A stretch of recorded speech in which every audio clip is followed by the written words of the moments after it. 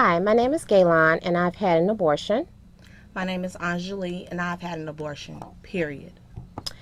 The last show, we had Karima and Crystal talk about their abortion experiences, their experiences with our leadership group, and also abortion access.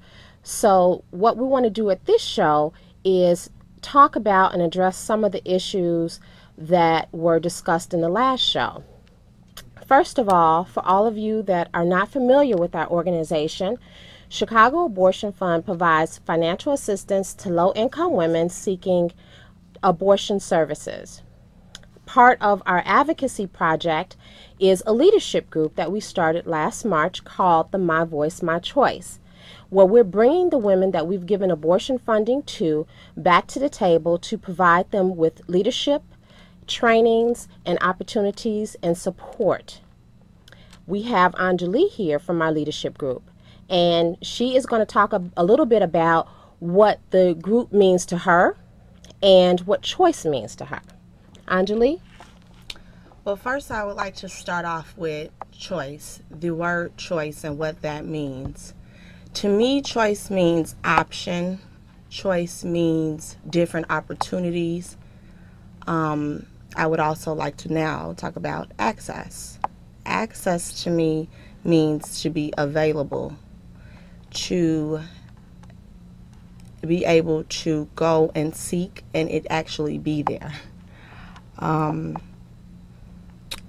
right, when I think about the word right and rights and what that means to me, a right is something that's owed to you. Something that you don't have to earn, something that just should be. So all of these words tie into abortion. Accessibility, the right, now that it's legal as of 1973. And just being able to be in the position so that you can access your rights and you can. Now, why don't you tell me this a little bit, Anjali?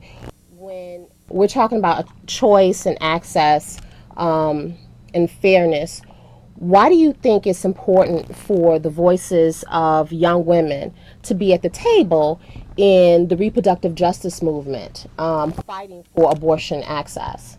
I think it's very important for the women that CAF serves to come back to the table and just women to be seen and heard in this movement, because our fate is in the hands of politicians. And when it comes to our reproductive organs and care, they're making the decisions about our bodies. They're deciding what we're going to have access to and not. So I think that with us coming back to the table, we're letting people see that we are concerned with what's happening with us. We're concerned. We want change. We want more accessibility. One of the problems that I see with abortion is the fact that it's not accessible. It's a right, but it's not accessible. There should be no reason why a woman has to leave her community, her neighborhood, her state, and travel to another state to seek reproductive care.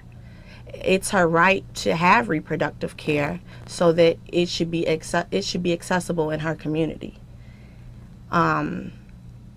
Another point I wanted to bring up is that when the Supreme Court ruled on the abortion issue, they didn't rule in favor of abortion. They ruled that choice is a right. And so if choice is a right, then there needs to be funds and facilities in place so that these women can access and exercise their right. Exactly, Anjali. Tell us what being in the leadership group means to you, in the My Voice, My Choice leadership group, because you've been here for about, next month to be a year. What does it mean to you? How has it helped you? Well, the leadership group has changed my life and just my way of thinking tremendously. I'm given unbelievable amounts of support to be a leader. And my way of thinking has changed, because before I stepped into this arena, so to speak, I was ashamed about abortion. I was silenced about it. There's a big stigma around abortion. And now that I have been educated about it more, I feel that we need to speak up and we need to talk about it, because things need to change. And the biggest thing that I've taken from the leadership group is how to be a leader. And I'm stepping up and being a leader in this reproductive movement. And I'm saying that my biggest thing is access. And the leadership group is helping me to be confident in doing those things, to talk about abortion, to talk about access, because I'm a woman, and if all the women that are going through these experiences are shamed about it, then no one's going to speak up. And so the leadership group has taught me just to do that. Speak up. Be a leader. That's right. That's right. We're going to go to our overhead. So if you are out there and you need assistance, you can call this number or go to our website. All the information listed about the services that we provide are on the website or on the voicemail at the phone number that you see listed on your screen.